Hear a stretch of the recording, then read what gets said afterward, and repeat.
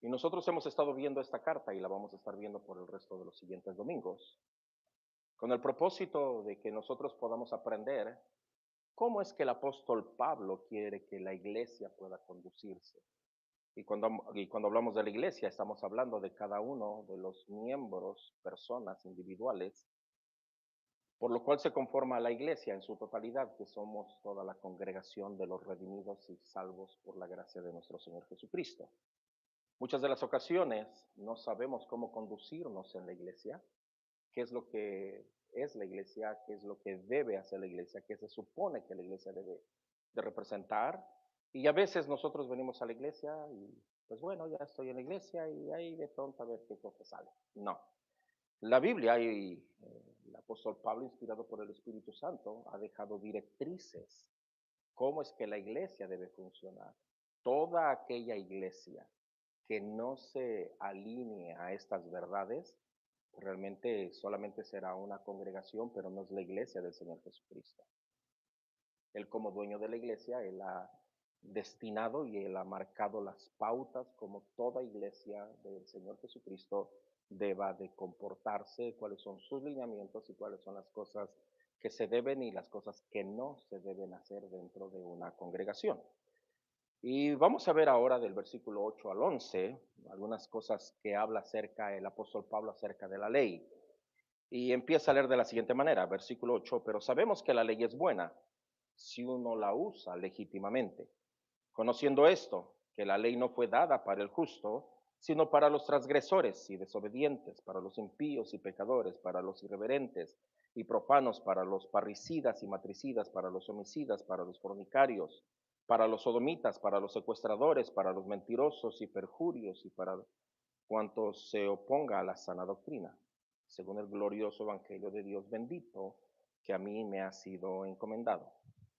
La ley mosaica debe usarse de manera apropiada, no como una orden legalista. Algunas personas lo usan para hacer una forma de vida legalista dentro de los hermanos. Y en este capítulo 1, nosotros podemos ver algunas responsabilidades o deberes del pastor. El apóstol Pablo está pidiendo que, en este caso, como pastor itinerante, Timoteo, debería de realizar dentro de la iglesia. Ahora, estos principios aplican para todo pastor, para todo pastor. Y la tarea del pastor, número uno, es no dejar que se enseñen diferentes doctrinas, no dejar que se enseñen diferentes doctrinas. El pastor debe de vigilar por el bien de la congregación. Ahora, esta es una tarea muy difícil, no es una tarea fácil. Cuando dentro de la congregación empiezan a haber pequeños grupos que empiezan a diseminar enseñanzas que no se conforman con la escritura, la responsabilidad de todo pastor es ir y parar a esas personas. Hermanito, hermanita, de corazón te pedimos o te pido, dependiendo si es una pluralidad de pastores o si es un solo pastor, te pedimos, te pido que por favor ese tipo de enseñanzas no las estés diseminando dentro de la iglesia. La razón es porque no se conforman a la sana doctrina. Esa es la razón. No solamente porque a mí no me parecen buenas, sino porque no se alinean a la sana doctrina. Y esa palabra sana tiene que ver con higiene, ¿sí? O sea, no va a haber salud, no hay salud en la congregación.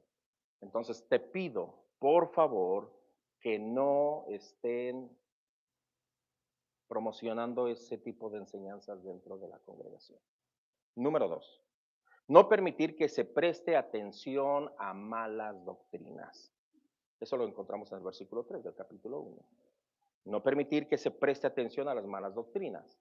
Esto tiene que ver con, queridos hermanos, dentro de nuestra congregación se ha estado hablando de tal o cual cosa. Por favor, se les pide que ustedes no presten atención a ello. Las personas que están hablando de este tipo de doctrina o de enseñanza no son personas que están hablando de parte de Dios. Entonces, hermanos, pido por favor que ustedes no se enreden en ese tipo de enseñanza. No presten sus oídos para escuchar eso. Entonces, obvio, el hermano, el creyente, cuando empiece a escuchar que hablan de ese tipo de falsas doctrinas, entonces inmediatamente él va a decir, hermano, por favor, puedes parar o si no yo voy a tener que retirarme. Esa es la labor del pastor. Número 3, enseñar sana doctrina, versículo 10. La responsabilidad de todo pastor. Por eso una de las razones por las cuales los apóstoles en Hechos, al verse confrontados con la necesidad de que el trabajo había multiplicado, ellos dijeron, no es justo que nosotros nos empecemos a servir las mesas, nosotros debemos dedicarnos a la oración y al estudio de la palabra de Dios. Esa es nuestra mayor responsabilidad. ¿Por qué razón?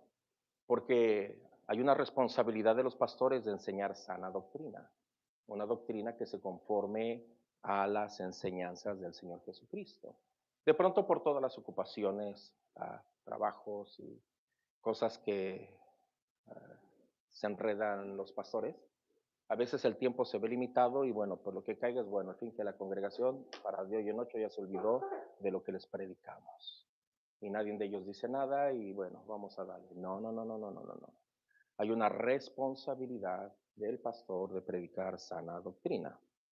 Pero también hay un encargo para los pastores que en esta carta, primer capítulo, nosotros podemos ver. Y número uno, ese encargo es principalmente de cuidar la doctrina. Nosotros debemos como pastores cuidar la doctrina. Esta mañana estábamos viendo la forma de poder interpretar las escrituras, la forma correcta de cómo nosotros debemos interpretar las escrituras y con el propósito de poder cuidar de la doctrina. El apóstol Pablo encargó a Timoteo que mandara a algunos que no enseñasen diferente doctrina. Entonces eso tiene que ver con cuidar de la sana doctrina.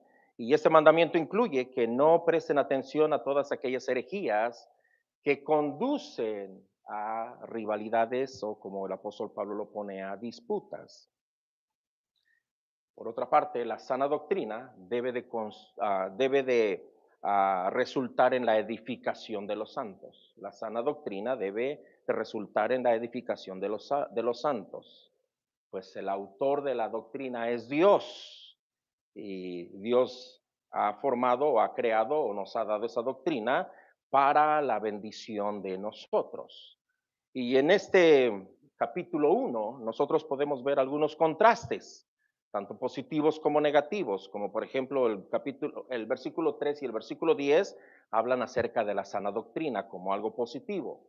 El versículo 3 habla algo negativo, como por ejemplo diferente doctrina. Por un lado tenemos la sana doctrina, por el otro lado tenemos diferente doctrina. Número 2, en el versículo 4 se habla de la edificación de Dios. En el versículo 3 habla acerca de que estas falsas doctrinas acarrean disputas. Entonces, por un lado positivo, edificación de Dios, la sana doctrina. Por el otro lado, las falsas doctrinas acarrean disputas. Número 3, la fe para los cristianos, versículo 4. Y lo negativo, versículo 9, la ley para los transgresores. Entonces, por un lado tenemos la fe para los cristianos y por el otro lado la ley para los transgresores. Número 4, versículo 9, unos son justos. El mismo versículo 9, otros pecadores. Podemos ver los contrastes que existen en este capítulo. Y como número 5, el glorioso evangelio, versículo 11, el glorioso evangelio. Y en el versículo 4 nosotros tenemos fábulas y genealogías. Fábulas, cuentos, y estas personas agregaban algunas cosas a las genealogías. ¿Verdad? Entonces, ahí nosotros en el capítulo 1 podemos ver esas por lo menos 5 contrariedades que existen entre lo positivo y lo negativo. Y yo quiero presentar este mensaje del versículo 8 al versículo 9. La ley es buena si se usa legítimamente en 3 puntos. Número 1, la ley es buena, versículo 8. Número 2, ¿para quién fue dada la ley? El versículo 9 y el versículo 10. Y número 3, el glorioso evangelio de Dios bendito, que es el versículo 11. Señor, te doy gracias en esta mañana, aún, por este tiempo que tú me concedes de poder disertar tu palabra. Pido que me ayudes, que tú seas conmigo, líbrame de hablar cualquier palabra que solamente pueda aludir al oído de mis hermanos y que mis hermanos también puedan abrir sus oídos y que sus ojos espirituales sean abiertos para comprender tu palabra. En el nombre de Jesús, amén. Número 1, la ley es buena, versículo 8. Uno de los primeros argumentos del apóstol Pablo es que la ley es buena y procede de Dios. Esos son los argumentos del apóstol Pablo. Y podemos corroborarlo en Romanos capítulo 7, versículo 12. De manera que la ley a la verdad es santa y el mandamiento santo, justo y bueno. Y también en el versículo 16 del capítulo 7 de Romanos, y si lo que no quiero, esto hago, apruebo que la ley es buena. Fin de la cita. Pero la ley no es el camino hacia la justicia. La ley de Dios no es el camino hacia la justicia y la aceptación divina. Entonces, la ley, incluso de acuerdo a Gálatas capítulo 3, podría ser una maldición. De acuerdo a Gálatas capítulo 3, la ley puede ser una maldición. Y lo vemos en el versículo 2 de Gálatas 3. Esto quiero saber de vosotros, el apóstol Pablo escribiéndolo a los Gálatas. ¿Recibiste el Espíritu por las obras de la ley o por el oír con fe? ¿Tan necios sois? Habiendo comenzado por el Espíritu, ¿ahora vais a acabar por la carne? ¿Tantas cosas habéis padecido en vano? Si es que realmente fue en vano. Aquel, pues, que os suministra el Espíritu y hace maravillas entre vosotros, ¿lo hace por las obras de la ley o por el oír con fe? Así Abraham creyó a Dios y le fue contado por justicia. Entonces, la ley como medio de salvación es nula y siempre lo ha sido. Por la ley nadie puede ser justificado y por guardar la ley nadie puede obtener salvación. Pero entonces, ¿para qué fue la ley? Bueno, la ley fue dada, uno de los propósitos por la cual la ley fue dada es para que la humanidad pudiera ver que su propio esfuerzo era en vano. Su propio esfuerzo era en vano. Y Santiago lo dice en el capítulo 2, versículo 10, porque que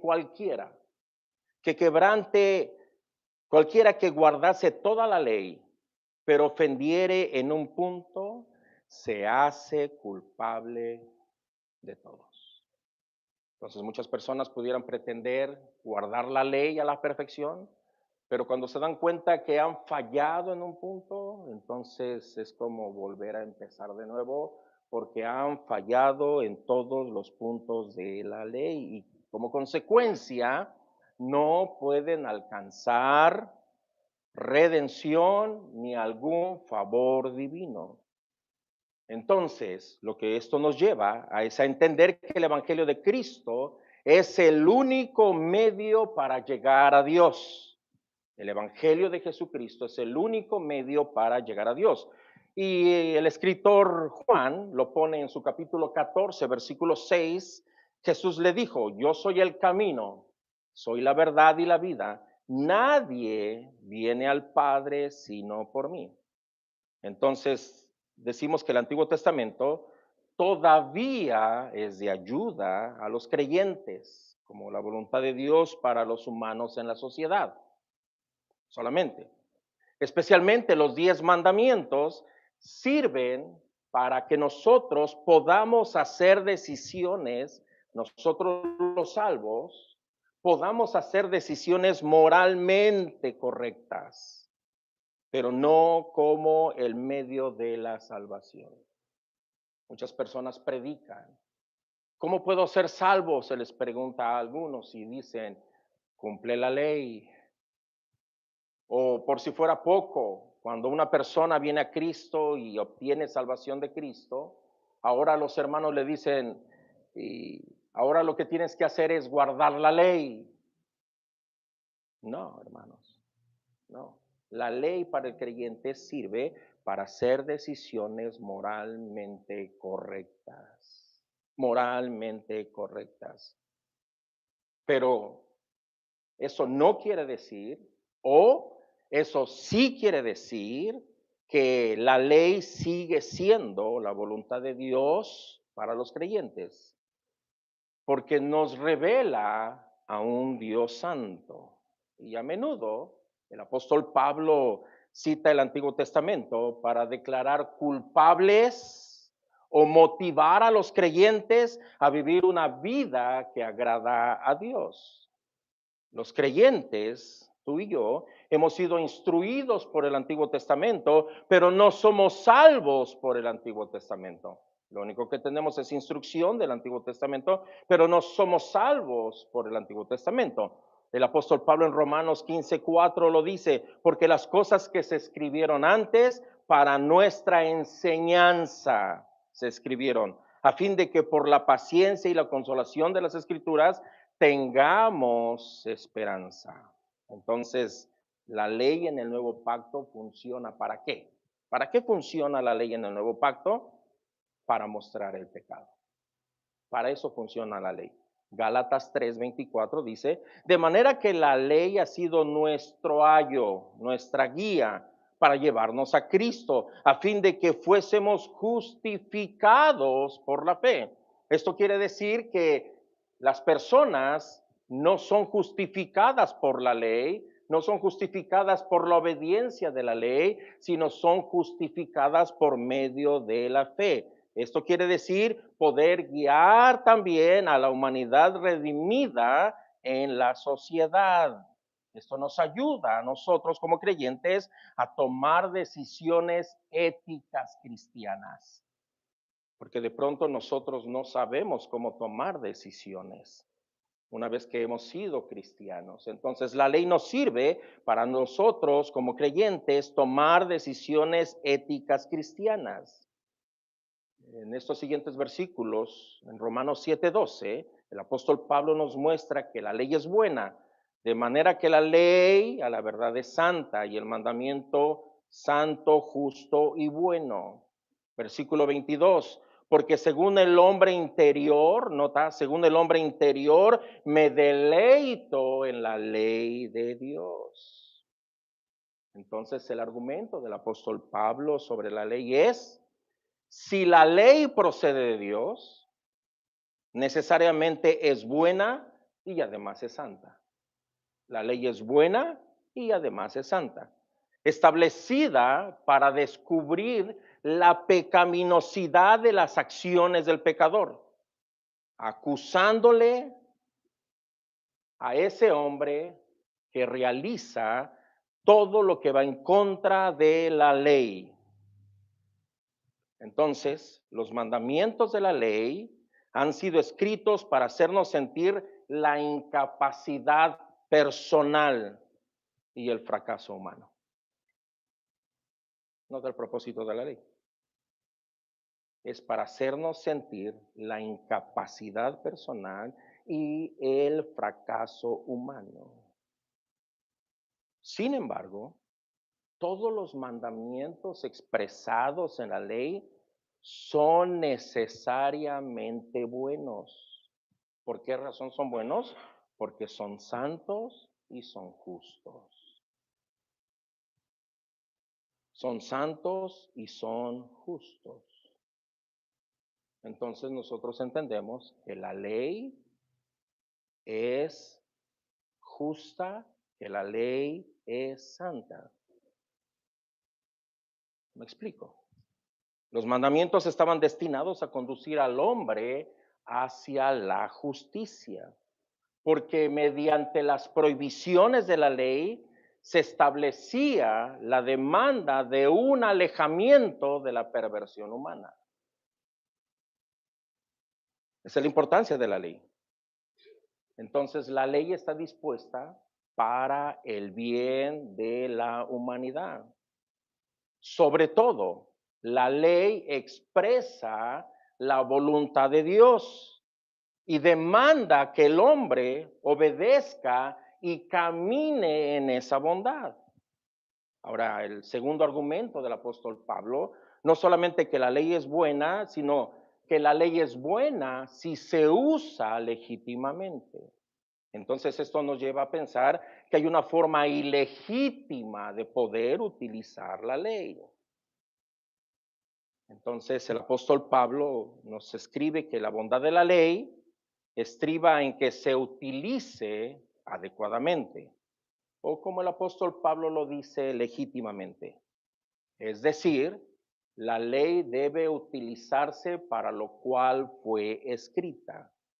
No es legítimo, es el argumento de este capítulo, de este versículo, no es legítimo que la ley fuera utilizada para apoyar tradiciones. La ley no puede ser usada para apoyar tradiciones. Y es aquí donde el apóstol Pablo dice, la ley es buena si se utiliza legítimamente. El problema que había en la iglesia de Éfeso y el problema que tenía que corregir Timoteo es que algunos hombres, no todos, y se supone que eran líderes de la iglesia, estaban utilizando la ley para aquellos beneficios que traían a sus tradiciones. El Evangelio de Mateo, capítulo 15, versículo 3, dice, respondió él y les dijo, porque también vosotros quebrantáis el mandamiento de Dios por vuestras tradiciones.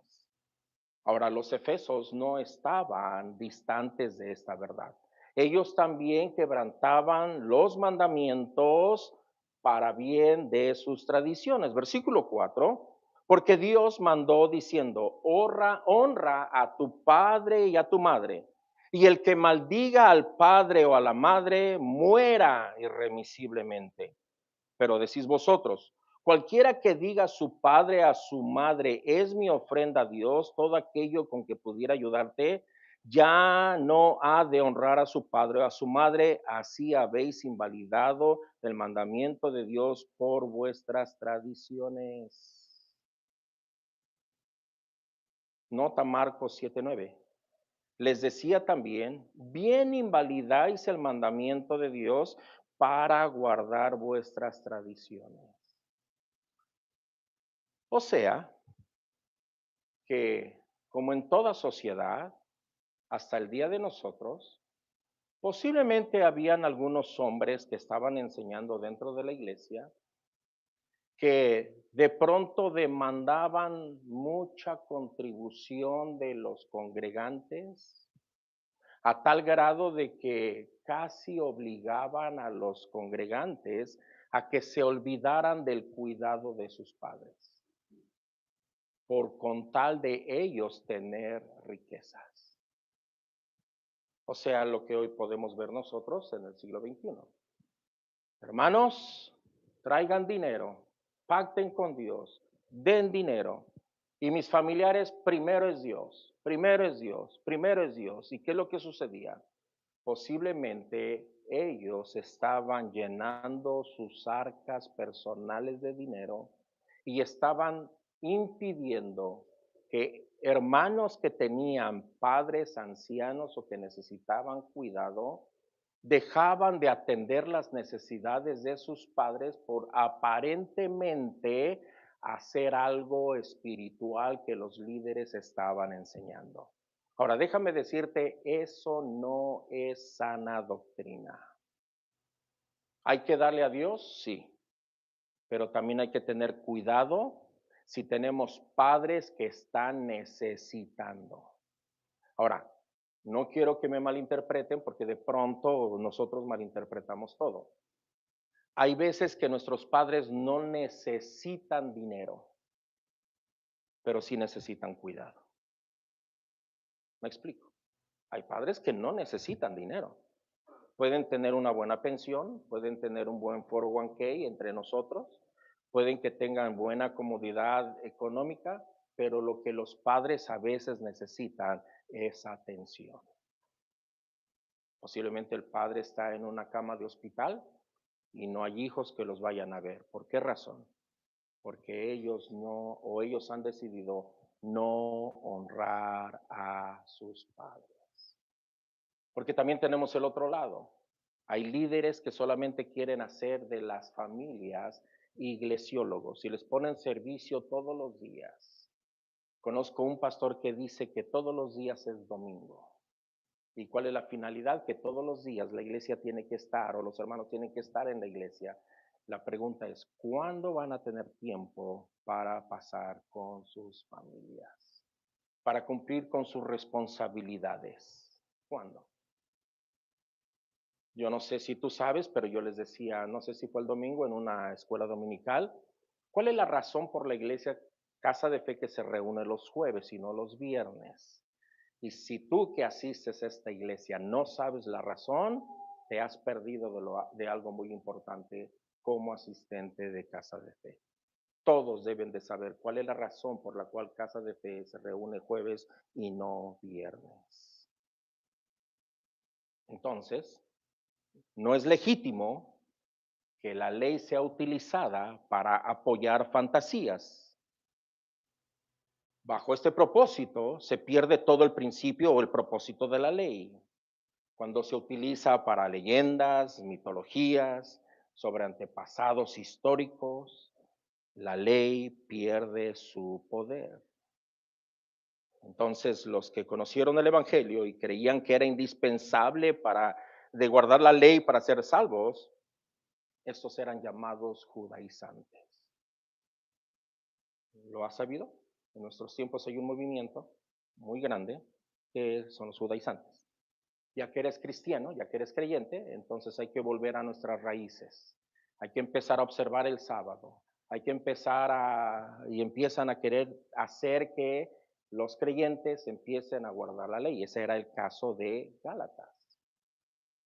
Habían empezado por el Espíritu, habían sido salvos por medio de la fe en Jesucristo y llegó un grupo de estos hombres empezando a propagar estas creencias del judaísmo dentro de la iglesia de Gálatas a tal punto que el apóstol Pablo tiene que llegar con una reprimenda hacia la vida de ellos. ¿Por qué razón? Porque esos consideraban que las obras deberían venir antes de la salvación. O sea, sé bueno, pórtate bien y entonces Dios te va a salvar. Y que la salvación era la consecuencia de poder hacer obras buenas. A esto también el apóstol le llama usar la ley ilegítimamente. Nadie puede hacer cosas buenas para llegar a la salvación. Nadie puede empezar a observar la ley como un medio para poder llegar a la salvación. Vamos a notar lo que el apóstol Pablo dice en Efesios capítulo 2, versículo 8. Porque por gracia sois salvos, por medio de la fe. Y esto no es de vosotros, pues es el don de Dios. Nota, no por obras, no por obras, no porque obedezcas la ley vas a ser salvo.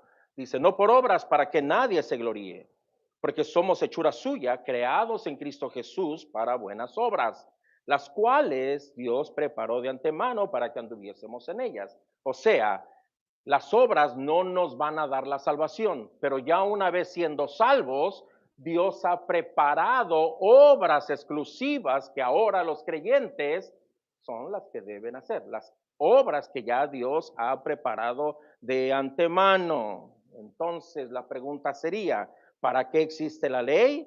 La ley existe para denunciar y condenar el pecado. La ley existe para denunciar y condenar el pecado, porque mediante el conocimiento de la ley se conoce el pecado de acuerdo a Pablo en Romanos 3:20. Si el ser justificado fuera por la ley, entonces, ¿cuál sería el propósito de la muerte de nuestro Señor Jesucristo? A eso nos lleva a pensar que si el ser humano fuere justificado en sí mismo, la ley no tendría nada que decirle. Como consecuencia, el hombre bueno no necesita ninguna ley para controlar sus acciones o amenazarlo con castigos. Como consecuencia, a menudo los hombres buenos para los hombres buenos, perdón, no habría necesidad de leyes. No habría necesidad de leyes. Esto nos lleva a concluir que nadie que haya sido justificado por la fe en Jesucristo esté siendo santificado por la obra del Espíritu Santo. ¿Por qué? porque entonces la ley le está ayudando. No, la ley no puede ayudar al creyente. La ley no puede ayudar al creyente. El creyente es santificado por la obra del Espíritu Santo. ¿Qué quiere decir esto? La ley no me puede dar salvación. Soy salvo por medio de la fe en Jesucristo. Ahora ya tengo fe en Jesucristo. La ley no me sirve para santificación. La obra del Espíritu Santo es la que hace esa obra de santificación en mí. La obra del Espíritu Santo hace esa obra de santificación para mí. Entonces la ley, bien es cierto, puede tener cierta utilidad en la orientación del creyente en cuanto a determinadas características de una vida santa. ¿Me explico? O sea, vuelvo a repetirlo. La ley puede tener cierta utilidad en la orientación del creyente, pero esta utilidad en la vida del creyente solamente es para determinadas características de la vida santa, solamente para eso. Pero no puede servirnos como la dinámica de santificación. ¿Por qué razón? Porque el cristiano vive por ser transformado por el Espíritu Santo y no por la ley. O sea, ¿qué es lo que produce el Espíritu Santo dentro de la vida del creyente? Gálatas 5:22. Amor, gozo, paz, fe, paciencia, mansedumbre. ¿Sí? Eso es lo que la obra del Espíritu Santo produce, ¿no? La ley no puede producir eso. La ley no puede producir eso. Entonces la ley es como un espejo que solamente revela la inmundicia para quienes piensan que no tienen mancha alguna. Hay personas que dicen, pero yo soy bueno. Bueno, entonces vamos a llevarlos a la ley para mostrar su pecado. Personas dicen, tú le preguntas a una persona, ¿eres bueno o eres mala? No, yo soy bueno. ¿Y en base a qué eres bueno? Bueno, porque yo no robo, yo no mato. Bueno, vamos a ver, hacerte una prueba con la ley moral de Dios. ¿Cuántas cosas te han robado? La mayoría va a decir, no, ninguna. Pero cuando tú les empiezas a descifrar lo que es robar, una película pirata, algo, unos Ray-Ban que no son Ray-Ban, ¿sí? Son Ray-Juan, ¿verdad? Cositas así. ¿Cuántos han ido a la tienda y se comen los cacahuates? ¿Verdad que no dice pruebe uno, si le gusta compre y si no? Tampoco dice agarre un dulce para dárselo al niño para que se calle. Ahí dice $2 la libra. ¿Quieres que tu hijo se calle? Compra media libra, un cuarto de libra. Y entonces empezamos a llevar a la gente ¿a dónde? A la ley moral de Dios. ¿Y qué es lo que la gente va a terminar viendo con la ley moral de Dios? Que son pecadores. Y ver la condición de pecado, ¿hacia dónde los va a llevar? A la necesidad de un Salvador. Porque la ley no puede salvarlos. La ley no puede salvarlos. Y ya siendo salvos, la ley no puede santificarlos. Porque el que santifica es el Espíritu Santo. El que santifica mi vida es el Espíritu Santo. Entonces, ¿para qué fue dada la ley? Segundo punto. ¿Para qué fue dada la ley? Bueno, el versículo 9 y 10 dice, conociendo esto, que la ley no fue dada para el justo, sino para los transgresores y desobedientes. Y empieza a dar una lista, no sé si viste tu nombre ahí. ¿Alguien vio su nombre ahí? ¿O su apellido? Para los transgresores y desobedientes, para los impíos y pecadores, para los irreverentes, profanos, para los parricidas, matricidas, para los homicidas, para los fornicarios, para los sodomitas, para los secuestradores, para los mentirosos y perjuros, y para cuantos se opongan a la sana doctrina. O sea que esto no deja lugar para escaparse y correr. Claramente el apóstol Pablo dice para quién fue dada la ley. La ley no fue dada para el justo, sino para los transgresores. Justo debe entenderse como el que es justificado delante de Dios por medio de la fe, de acuerdo a Romanos 5:1. Estos son los que andan en el Espíritu, a quienes se les han dotado de un corazón nuevo y en los que el Espíritu produce el fruto correspondiente a las acciones justas de los santos. Y el apóstol Pablo dice que contra tales cosas no hay ley. No hay ley contra tales cosas, contra el fruto del Espíritu, amor, gozo, paz, paciencia, benignidad, fe, bondad, mansedumbre, templanza. Para esas cosas no hay ley. Entonces, la santificación no viene por medio de la ley. La santificación viene por medio del fruto del Espíritu. Como consecuencia, la ley nada tiene que ver, ni tiene que decir mucho a quienes viven bajo el poder del Espíritu Santo. Esto quiere decir que la acción reguladora de la ley consiste en prohibir ciertas conductas. El fruto del Espíritu no es posible imponerlo por medio de la ley. Es algo que se da naturalmente. Una vez que la persona es nacida de nuevo, una de las evidencias del nuevo nacido no es cuánto canta, no es qué bonito predica, no es cuánto asiste a la iglesia, no es cuánto dinero da a la iglesia, no es cuánto dice que es. Una de las evidencias de una persona que ha nacido de nuevo es el fruto del Espíritu en la vida de él. No es el fruto del creyente, sino es el fruto del Espíritu. Es lo que el Espíritu Santo produce en esa nueva vida. Por lo consecuente, ningún fruto del Espíritu Santo, y es aquí donde yo quiero que pongan atención, ningún fruto del Espíritu Santo se puede imponer en la vida del creyente. Podemos decirle a una persona, no mates. Podemos decirle a una persona, no mientas. Pero no podemos decirle a una persona, ama. No podemos decirle a una persona, ten fe. ¿Por qué razón? Porque es algo natural que el Espíritu Santo produce en la vida de la persona. Es algo natural. Brota como consecuencia de una vida nacida por el Espíritu Santo. ¿Sí?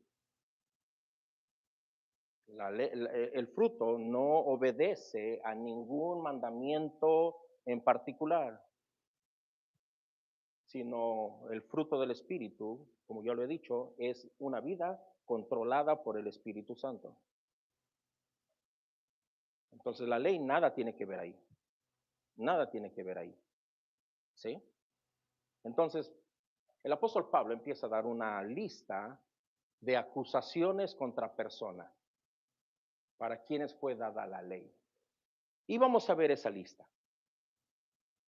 Vamos a ver esa lista. Transgresores es el primer nombre que está en esa lista. Son 14 clases de infractores cuya conducta se opone a la sana doctrina. 14. La primera, transgresores.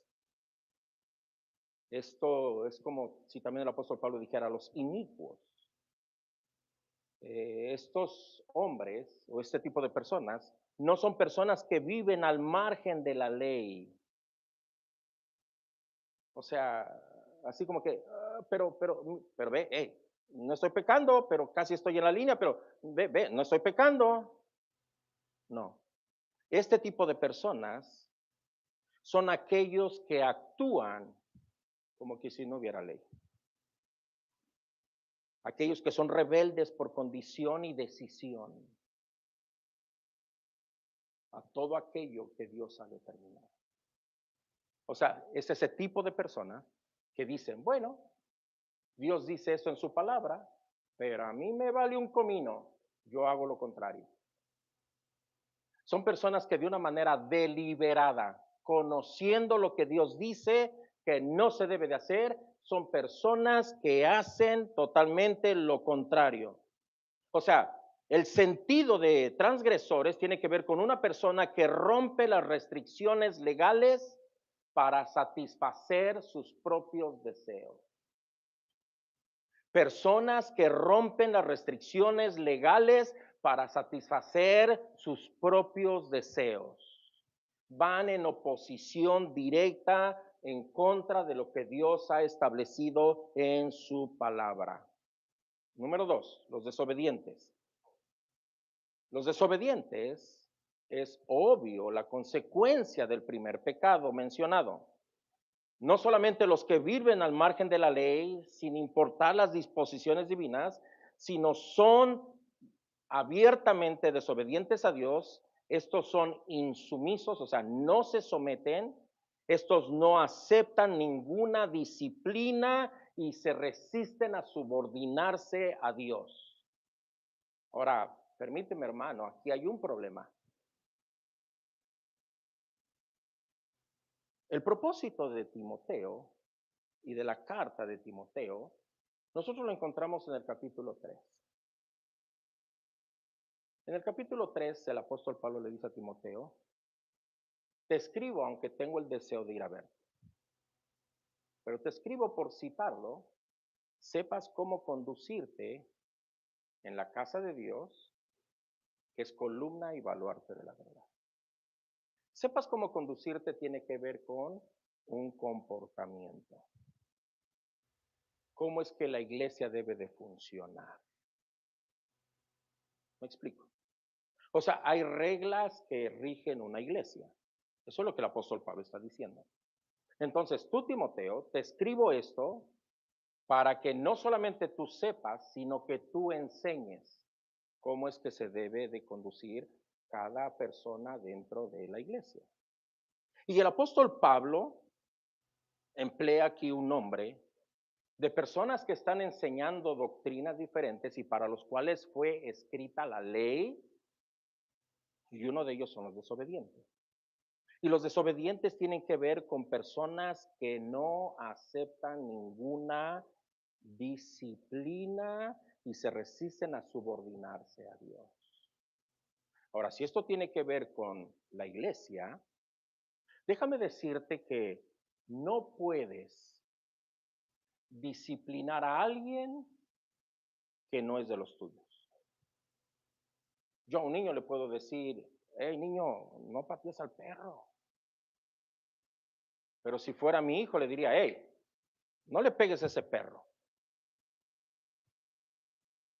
Hey, dame tu celular, no has hecho tu tarea, dame tu celular.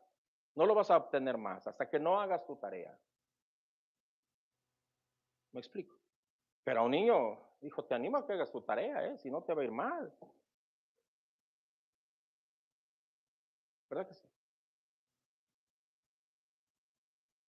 ¿Cómo podemos nosotros tratar con los desobedientes dentro de la iglesia? Si son personas que resisten toda disciplina. Solamente en la iglesia puede disciplinarse a las personas que son miembros de la iglesia. Todo esto es un contexto de la iglesia, ¿verdad que sí? Es el contexto de la iglesia. ¿Cómo puedes disciplinar a alguien que no es miembro de la iglesia? ¿Cómo? Es por eso que hoy en día esto es difícil en las iglesias, porque las iglesias no practican ninguna membresía eclesiástica, no practican la membresía eclesiástica. Número 2, si tú te atreves, si tú fueras pastor y tú te atreves a disciplinar a un hermano, hermano, venga para acá, estas actitudes no son correctas, va a haber una disciplina en la vida de usted. ¿Sabes qué hace el hermano? Se brinca a la otra iglesia. Se brinca a la otra iglesia. ¿Y sabes qué hace el otro pastor de la otra iglesia? Hermano, es que su pastor no tuvo amor. Aquí nosotros vamos a orar por usted y la disciplina se le quita, ¿eh? Y máxime si tiene algún ministerio, si canta, si toca, si predica. Las iglesias están necesitadas de todo eso. Y hermano, aquí vamos a orar, Señor, en el nombre tuyo, le quitamos toda disciplina a este varón y toda maldición que el otro pastor le echó, la de Tutankamón, se la quitamos y pásele, tome, aquí está, y usted va a ser nuestro nuevo director de alabanza, o el que va a dirigir el ministerio de la enseñanza. Y tú dices, ¿qué? Obvio, ¿qué es lo que está haciendo la iglesia? Desobedientes. ¿Y qué es lo que hay en la iglesia? Hermanos que no se quieren conformar a ningún tipo de disciplina, a ningún tipo de disciplina. Recuerdo un hombre llegó a la congregación con nosotros aquí, en esta congregación, y platicando con él, después de algún tiempo que lo vi que estaba asistiendo a nuestra congregación, ¿y tú qué onda, hermano? Me dijo, pastor, ayúdame a orar. Tengo problemas con mi esposa y quiero que usted me ayude a orar para que me pueda divorciar. Y le dije, a ver, ¿cómo? Platícame. Sí, este es mi cuarto matrimonio. Uf. Le dije, no, compadre, vamos a orar para que Dios restaure tu matrimonio. ¿Cómo el cuarto matrimonio? El problema no son tus mujeres, eres tú. No, no, no, no, vamos a orar y vamos a entrar en un tiempo de, a ver, ¿qué vamos a hacer contigo? Bueno, el hermano no aguantó. Se fue de la congregación. Un día me lo encuentro en los tacos aquí al lado. Pastor, pastor, yo estoy en otra congregación, viera qué bendición. Finalmente me divorcié y llegó una mujer en la iglesia y dijo, yo siento de parte de Dios que tú te vas a casar con aquella mujer, y fue y le dijo a la otra mujer que se iba a casar conmigo, y ¿qué cree? Ya nos casamos. Me lo encuentro otro día en otra taquería, pues saben, me gustan los tacos, y me lo encuentro en otra taquería y me dice, pastor, pastor, soy el pastor de misiones. Nuestra asociación tiene varias iglesias y yo ando ministrando a los hombres en las otras congregaciones, en congresos de varones. Y le dije a mi esposa, les está enseñando 5 maneras de divorciarse y tener 5 mujeres. ¿Alguien quiere que lo traigamos para que les dé una consejería a los hombres?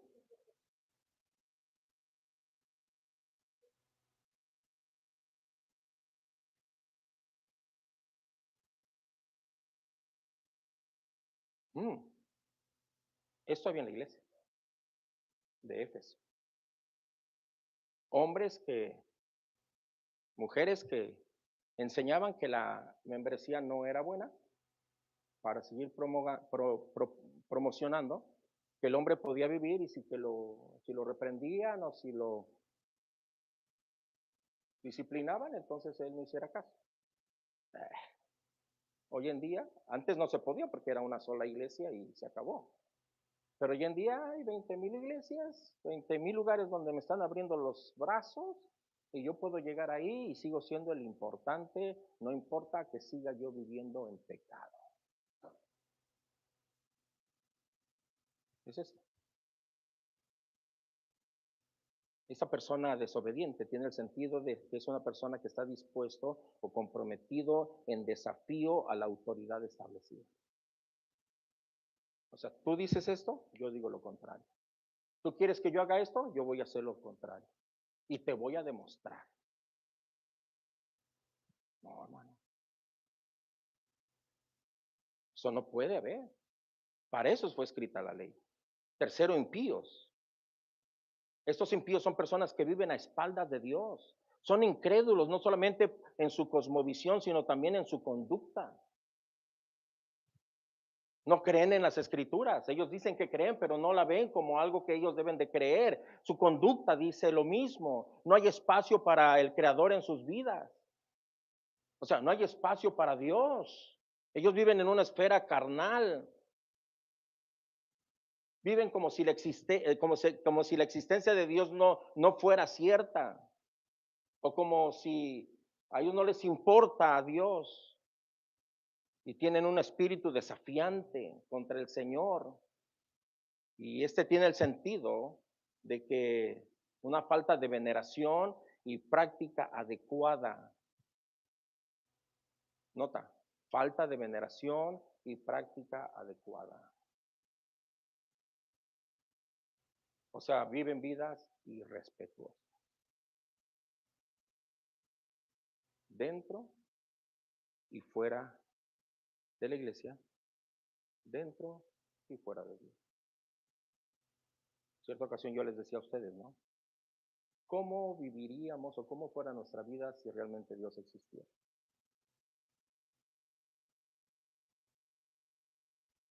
Si realmente Dios existiera, ¿cómo viviríamos nosotros?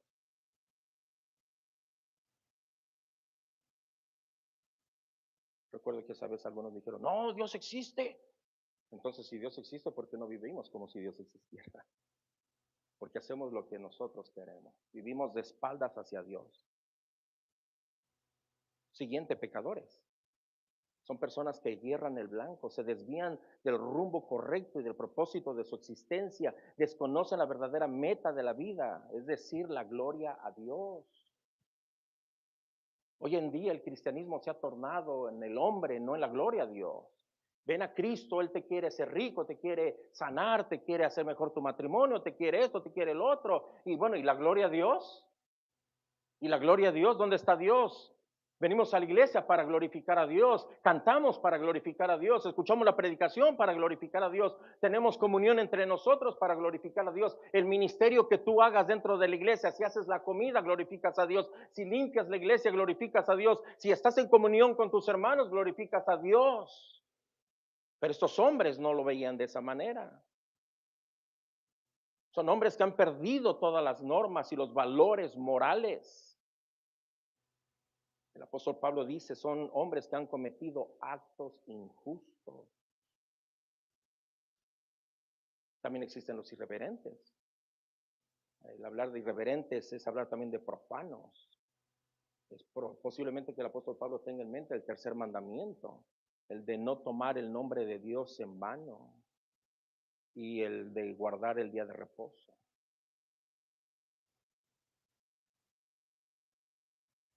Esto tiene que ver con que la persona impía no respeta ni siquiera la existencia de Dios. Escucha esto, ¿eh? No guarden en absoluto estos mandamientos, que son una extensión del mandamiento de amar a Dios por encima de todas las demás cosas. Nota, amar a Dios por encima de todas las demás cosas. Eso es que Dios sea preeminente en cada uno de nosotros, pero estos hombres irreverentes no lo hacen.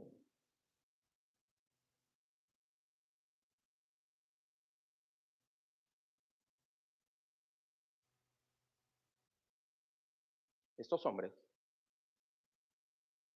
irreverentes, aun cuando ellos dicen creer en Dios, esto es terrible, ¿eh? Y voy a salir de aquí crucificado. Pero ¿somos fieles a la palabra de Dios o no somos fieles a la palabra de Dios? Estos hombres irreverentes consideran que es absoluto o es absurdo, perdón. Estos hombres consideran que es absurdo dedicar un día de la semana a no trabajar. O sea, si se les presenta, la chamba.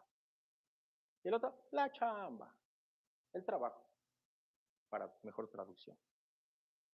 El trabajo. O sea, ¿qué de malo tiene? ¿Qué de malo tiene? ¿Qué de malo tiene no tener un día para adorar a Dios y servir a Dios? ¿Sabes que no solamente es el hecho de adorar a Dios? La pregunta sería, ¿cuándo servimos a Dios?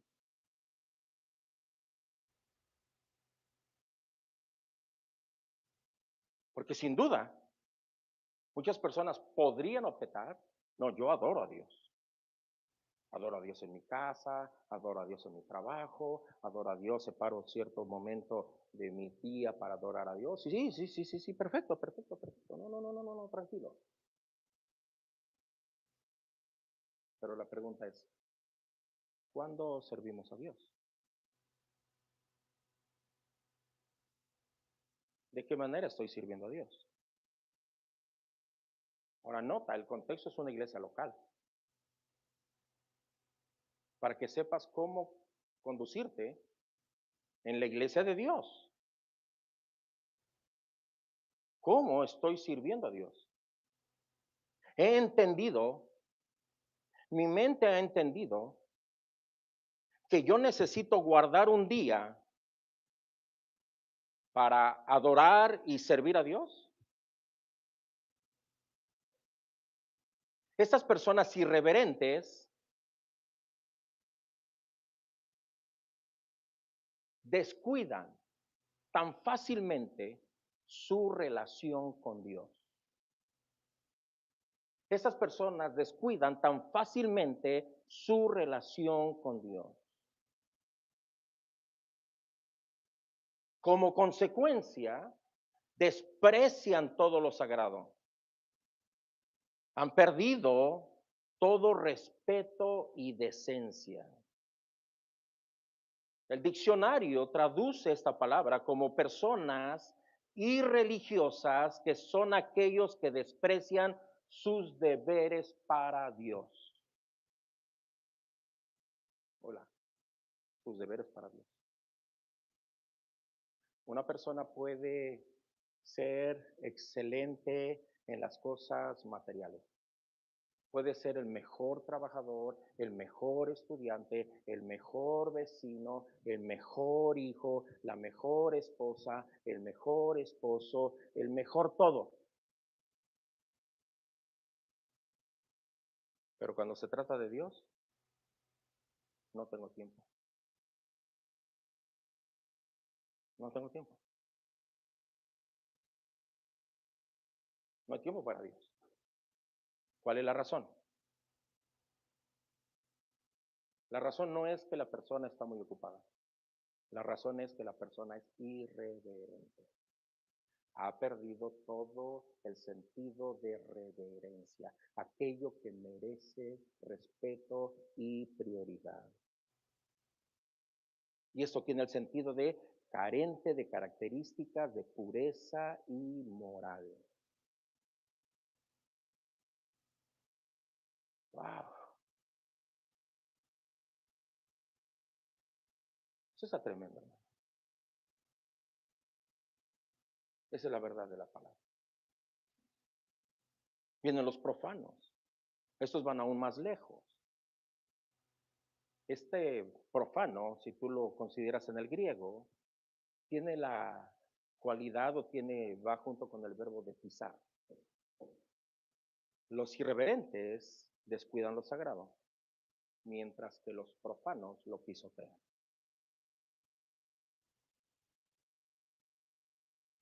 Esto había en la iglesia de Efesios. Los profanos pisotean lo sagrado.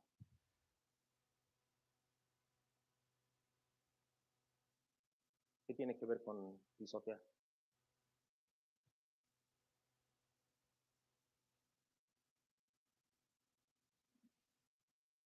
Te aconsejo, o te animo, o no sé si sepas qué pasa, si haces enfrente de los musulmanes, haces un chiste de Mohammed. ¿Alguien sabe lo que pasa? Te rompen la cara ahí enseguida. ¿Alguien ha visto eso? Levánteme la mano si alguien lo ha visto. Nosotros lo vivimos por 10 años en Santa Mónica.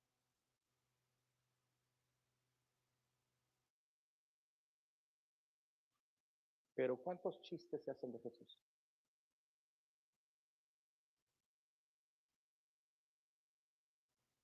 ¿Cuántas malas representaciones se hacen de Jesús?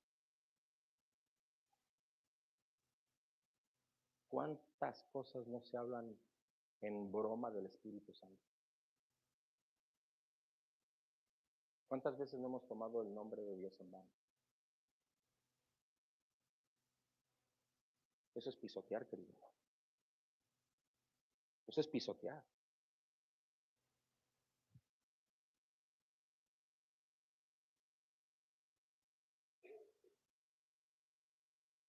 hacer bromas de lo divino. También tener actitudes de desprecio, como por ejemplo Esaú.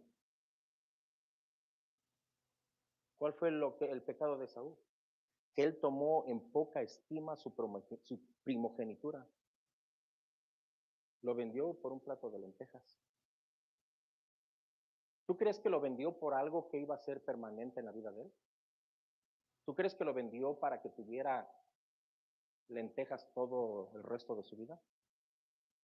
Lo vendió por la satisfacción temporal, momentánea, de un minuto, para poder disfrutar algo que él estaba codiciando. Despreció algo sagrado, despreció algo eterno por algo pasajero. En mi mundo yo le llamo no ser introspectivo. Tomar decisiones solamente de algo que yo quiero sin ver las consecuencias de lo que yo voy a sufrir después. Esaú perdió el privilegio de una porción de herencia, la bendición paternal especial, el liderazgo familiar. Eso fue lo que despreció Esaú. Lo mismo le pasó a Rubén, el de los hijos de Jacob. Se metió con Bila, la concubina de su padre, y no le tocó nada al compadre. El primogénito, de acuerdo a Éxodo 13:2 y Números 3:13, ocupaba algo especial. Dios había dicho que todo primogénito que partiera la matriz era de Dios. ¿Pero qué fue lo que hizo Esaú? Por comida entregó su primogenitura. Por una comida. Rebajó lo sagrado por algo mucho menos importante. Las bendiciones de Dios por un plato de comida. ¿Por qué razón? Porque carecía de valor espiritual lo que él tenía. Ese es el problema con la vida de mucha gente. No ve el valor espiritual y por eso despreciamos las cosas. No vemos el valor espiritual. Y esto tiene el sentido de que está caracterizado por violar el carácter sagrado de alguien o de algo.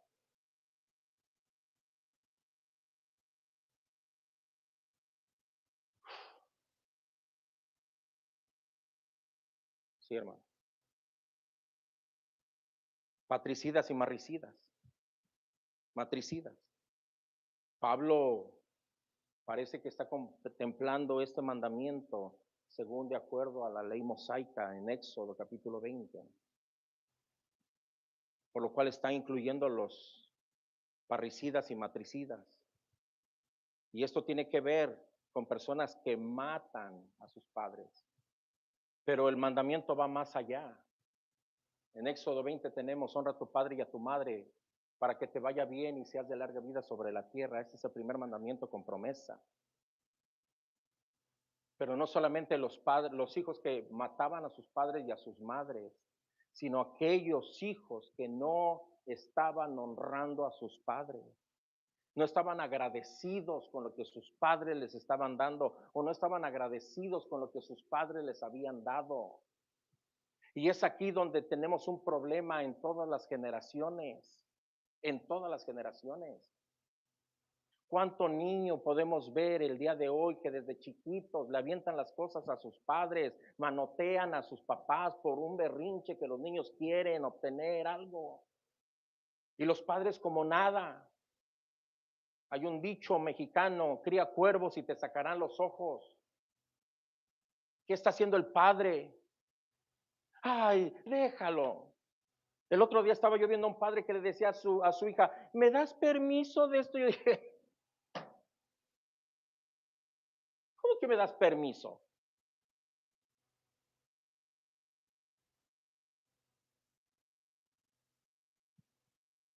Hoy en día ya los padres no son padres, sino los que mandan son los hijos. ¿Y al rato qué?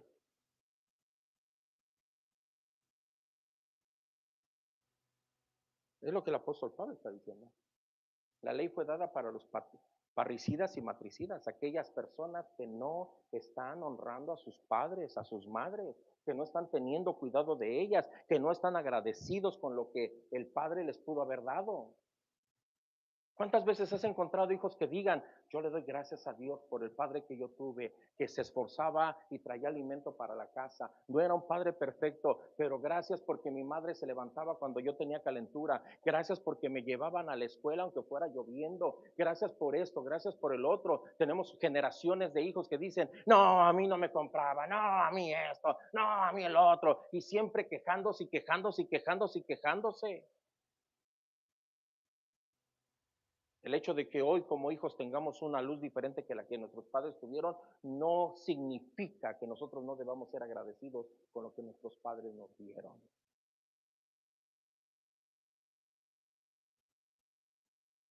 Una cosa es no estar de acuerdo con mis padres y otra cosa es no honrar a mis padres.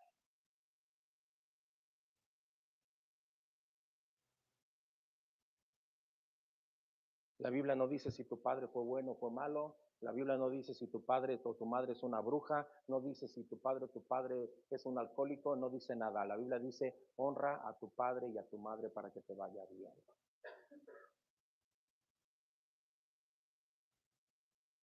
Sí, señor. ¿Sabes ahora cómo se ven a los papás? Como un estorbo. ¿En serio?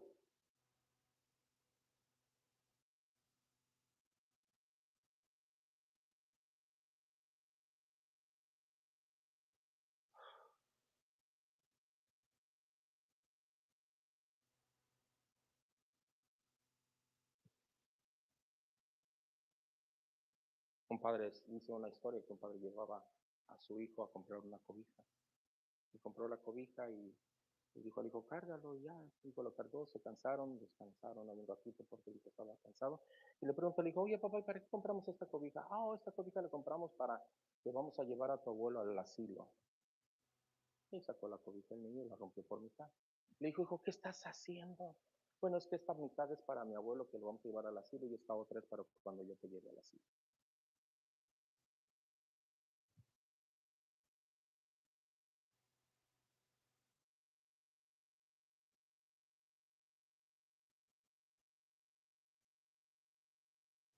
Suena raro, pero es una realidad.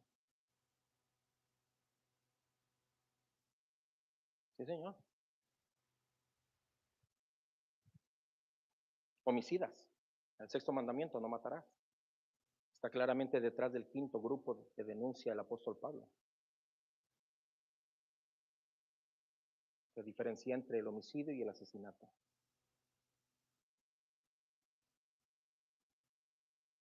Y eso se refiere a cualquier persona que mata a otra.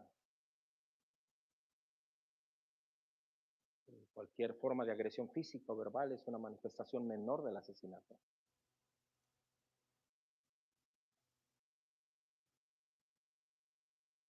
Pero ustedes se recuerdan lo que Jesús enseñó en el Sermón del Monte. Oíste que fue dicho no matarás. Pero yo os digo que cualquiera que se enoja contra su hermano es culpable de homicidio.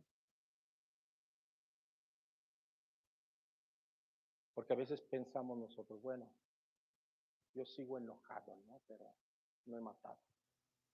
Yo soy santo. No, no, no, no. En cuanto te sea posible, busca la paz y síguela. Señor, perdónanos como nosotros, ¿qué? Perdonamos a nuestros deudores. Sencillo, hermano. Me vengan a pedir perdón o no me vengan a pedir perdón, yo tengo que tener esa capacidad de perdonar a mis hermanos. Y perdonar a mis hermanos no es, bueno, ya lo dejo pasar, no, es no traer esa situación para juicio nuevamente delante de mi hermano o delante de alguien. Si tú en alguna ocasión traes algo a colación, algo que pasó atrás, lo traes al presente para acusar a tu hermano o hacer algo en contra de él,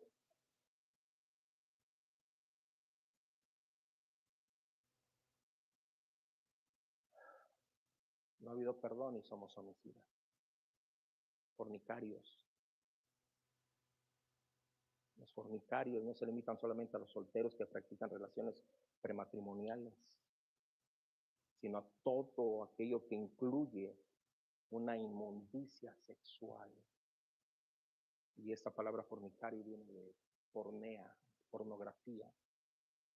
Todo aquello que tenga que ver con imágenes sexuales.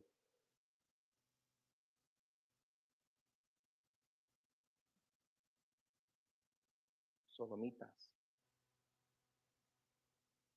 Esta palabra se traduce como homosexuales.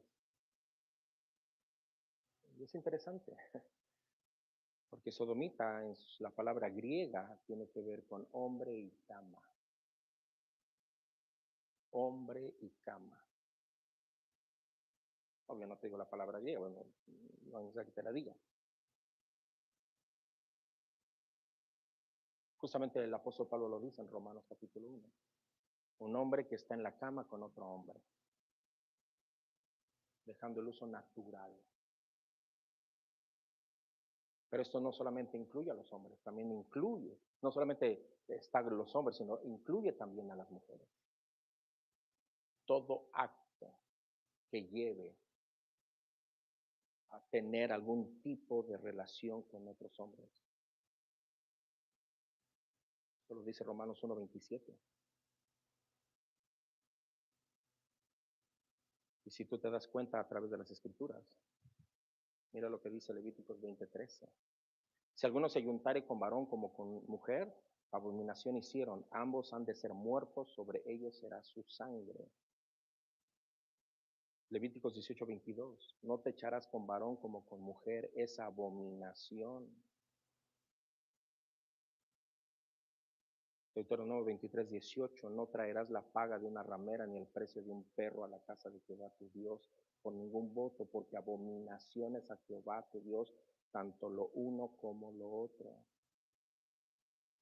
Deuteronomio 23:17, no haya ramera entre las hijas de Israel, ni haya sodomita entre los hijos de Israel. En Jueces 19:22, la escritura es un hecho histórico, cuando llama a los varones que practican la homosexualidad hombres perversos. Nosotros podemos ver en Primera de Reyes 14:24, 15:12, 22:46, cómo Dios destruyó, escúchame bien, cómo Dios destruyó las naciones sodomitas, cómo Dios destruyó las naciones sodomitas. Dios no permitía esto. El profeta Isaías en Isaías 3 del 8 al 9 denuncia las prácticas del pueblo que se aleja de Dios, como personas que irritan los ojos de Dios por medio de la homosexualidad. Algunos, en el día de hoy, presentan a Dios del Antiguo Testamento, hacen una distinción como un Dios vengativo, que visitaba esta maldad. Pero dicen de Cristo en adelante, es un Dios buena onda, que nos ama a todos y murió por todo.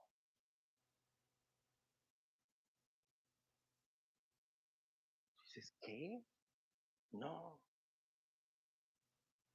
Dicen, estos no son pecados, son solamente errores de la naturaleza.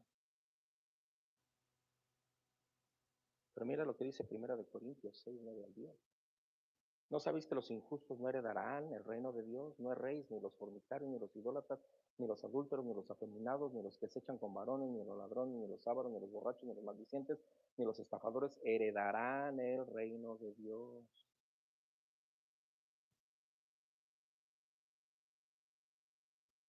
Secuestradores. Esto tiene que ver con tomar a un hombre del pie. Y esto tiene que ver con que en el mercado de esclavos los hombres estaban amarrados en la parte de abajo. Y cuando iban a vender un esclavo, lo tomaban para llevárselo y poderlo vender. Eso significa o eso tiene el contexto de secuestradores. Tal parece que en la época del apóstol Pablo había este tipo de hombres que estaban secuestrando a algunos para poderlos vender o secuestraban a otros esclavos para poderlos vender.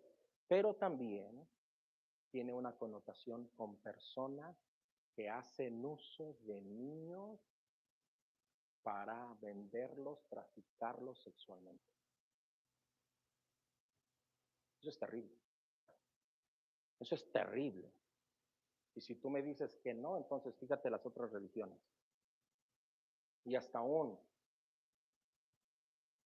acaban de meter a un pastor muy famoso a la cárcel, porque violó a una niña cuando tenía 12 años. Ahora la señora tiene 50 y tantos años.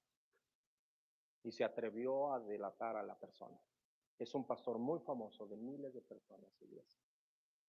Lo acaban de meter a la cárcel. Si el día de hoy hay, ¿tú crees que no había en el tiempo pasado? Claro que lo sabía. Mentirosos. Este es el pecado que quebranta el noveno mandamiento. Algunos hombres tenían las características de mentir como los cretenses.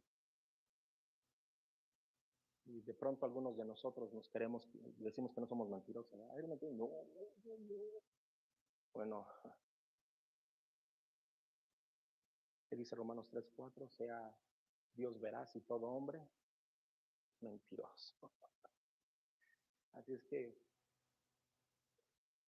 si tú pensabas que no éramos mentirosos, dice sea todo. Y dicen las mujeres, yo no soy hombre, entonces yo no soy mentirosa, ¿no?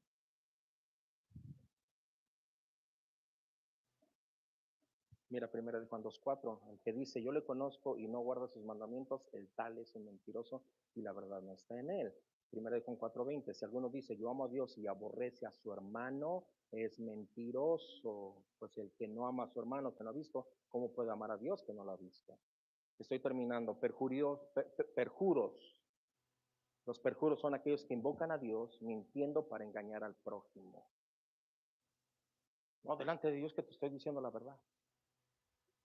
Y puro cuento, puro cuento. Así me dijo un hombre, ¿verdad? No, mañana vengo a terminar de hacer lo que de veras se lo garantizo delante de Dios. Y hasta el día de hoy no ha llegado el ingrato. No, en serio, así a veces hacemos nosotros. Pero también este mentiroso es aquella persona que promete algo que va a hacer y no lo hace. No, de veras, no. Me comprometo a hacerlo. Y al rato te habla, fíjate que me salió esto, no voy a poder. No, desde el primer día no lo ibas a hacer. No lo iba a hacer. Pero esos también mentirosos son aquellas personas que se divorcian simple y sencillamente por un beneficio o por un egoísmo personal. Porque prometieron hasta el final. Y de pronto ya no me convino. Es que no hace lo que yo quiero. Entonces yo voy a buscar, ¿qué dicen? Mi felicidad. Pero también el apóstol Pablo termina diciendo, y cuantos se opongan a la sana doctrina. Oponerse a la sana doctrina no solamente significa no ser fieles a la revelación divina, a lo que la Biblia nos enseña. No solamente es no conformarse a la imagen de Dios, sino es vivir de tal manera que uno se opone a vivir en santidad. Es oponerse a vivir en santidad. O sea, yo puedo predicar bonito, pero no estoy haciendo nada para vivir en santidad. ¿Me explico? No estoy haciendo nada para vivir en santidad. Me puedo saber la Biblia, puedo leer todos los días la Biblia, puedo orar todos los días, pero ¿cómo estoy viviendo en santidad?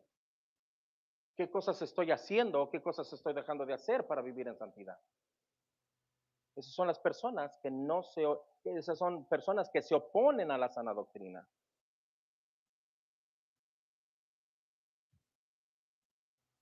Y por último ya termino. Tercer punto es enseñar sana doctrina. Enseñar sana doctrina tiene que ver con el evangelio glorioso que revela la gloria de Dios, que revela sus atributos. Es poder hablar de los atributos de la santidad de Dios, cómo nosotros podemos aborrecer el pecado, cómo nosotros podemos vivir en justicia delante de Dios y no violar la ley de Dios. Eso es la sana doctrina. Poder tener una comprensión de las Escrituras, sino una perfecta comprensión de las Escrituras, trabajar para tener una comprensión de las Escrituras. No solamente es leer la Biblia, es comprender lo que yo estoy leyendo en las Escrituras. Es poder saber en la iglesia donde yo estoy, el predicador que estoy escuchando en el YouTube, ¿está hablando la sana doctrina, sí o no? Porque si no está hablando la sana doctrina, entonces, ¿qué estoy haciendo escuchándolo? Al rato voy a terminar contagiado de esas cosas. Voy a terminar contagiado de esas cosas. Lo que está enseñando es bíblico o no es bíblico. Lo que está enseñando va a la par de las escrituras. Voy a examinar el propósito. Lo que me están enseñando o lo que yo estoy haciendo, estoy buscando amar a Dios. Lo que me están enseñando me está llevando a buscar más a Dios, me está llevando a honrar a Dios, me está llevando a glorificar a Dios. O la persona que me está enseñando está buscando el amor propio. O lo que yo estoy buscando es el amor propio. La persona que me está enseñando está llevando a las riquezas materiales o a la felicidad personal. O me está llevando a que sea yo una persona que pueda manifestar la imagen de Dios, de Jesucristo.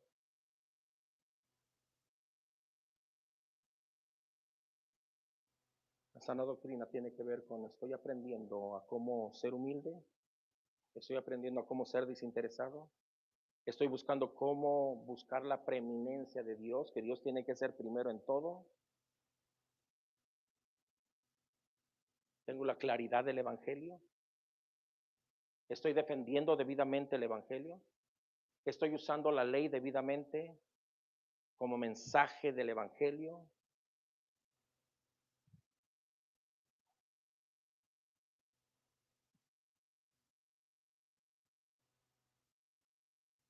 Quiero terminar con la aplicación personal. Como creyentes, nosotros debemos usar la ley como un espejo.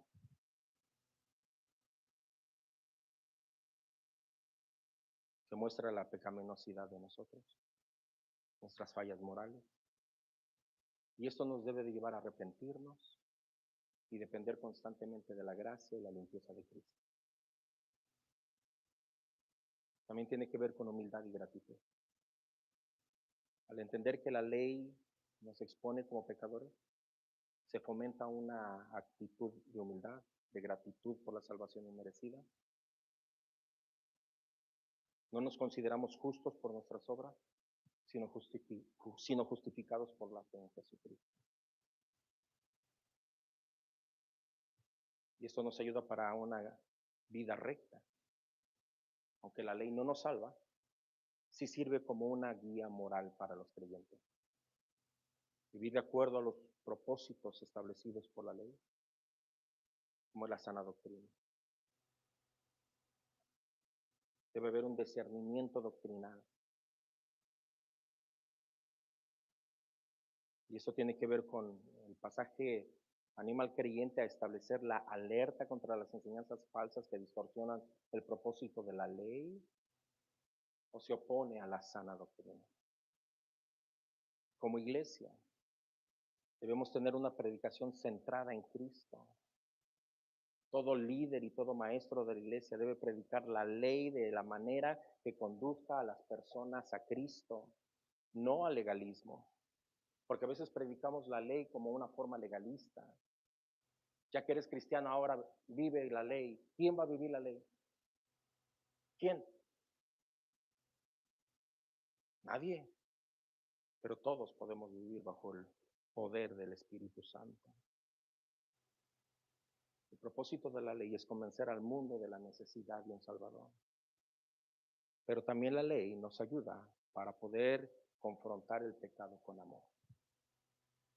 Nota, confrontar el pecado con amor.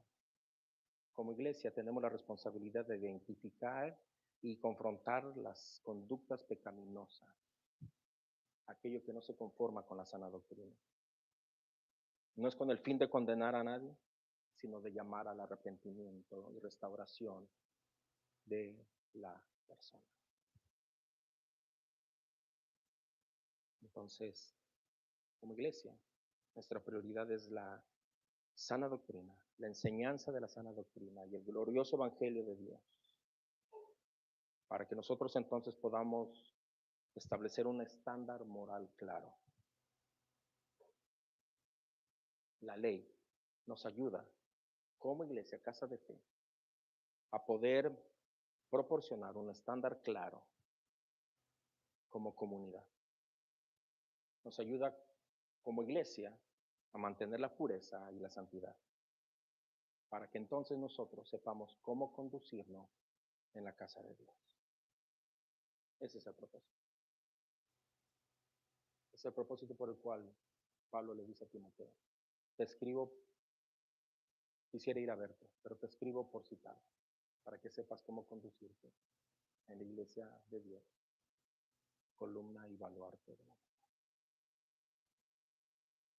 Que Dios nos ayude. Señor, te doy gracias en esta tarde. Ayúdanos a cómo poder vivir en conformidad con tu palabra. Oro, Señor, por si de alguna manera algún pecado, nos hemos identificado con algún pecado. Oro para que la ley nos pueda llevar al arrepentimiento.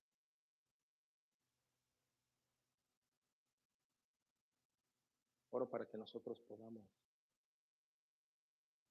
alejarnos de toda contaminación, Señor. Que podamos hacer decisiones moralmente correctas.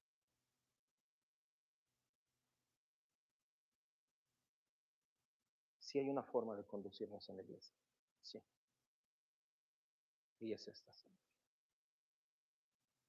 Somos justificados por la fe. Gracias por la salvación tan grande. Gracias porque tú nos has salvado por medio de la fe, y ahora la fe, nosotros respondemos a la fe por medio de la obra del Espíritu Santo en nosotros, con el fruto del Espíritu manifestando en nuestros corazones, exteriorizándose para toda nuestra comunidad de creyentes y ser edificados en el fundamento de los apóstoles y profetas. Gracias en esta hora, en el nombre de Jesús. Amén. Queridos hermanos, Dios los bendiga. Escucho voces allá atrás, no sé si hay comida o no hay comida. Si hay comida, ¿alguien sabe?